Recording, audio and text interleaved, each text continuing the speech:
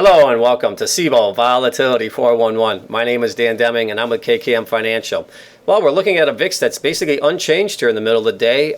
We did see some volatility overnight. The VIX cash was higher, VIX futures were higher, but now we're seeing the market coming off the lows, down slightly on the day, and with that, the VIX back to unchanged. Front month future currently down about a nickel, right around the 30.95 level, so not too much action there. And when you look at the futures curve, I want to point out that we are seeing that actually coming in, which is very interesting, given the fact that maybe there's a couple factors at play here. It's in about 40 cents, so you're still seeing some premium in the first or second month.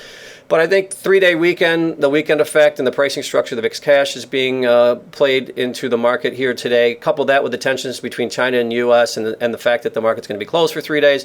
I think that's increasing a little bit of the demand here for the front end of the curve. And when you look at realized volatility, 30-day realized volatility down from 34% last week to 28% this week. So we continue to see realized volatility trending lower. And I think that's a big factor why we see the VIX again holding here around 30 or just below 30.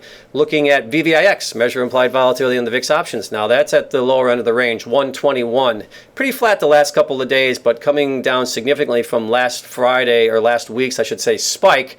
So we're kind of back down at the lower end of the range. And when you look at the price action today, really it feels like a holiday trade here. We're not seeing too much activity outside of some out-of-the-money calls and out-of-the-money puts. You have to go 40 strike and above in June to see some action there, and then 25 strike and below in the puts in June. So that's where your major action is, but nothing too pronounced at this point. Looking at next week, I want to point out we do have a few things. The China-U.S. tensions and the China-Hong Kong tensions, I think are one of the driving factors for the vol structure.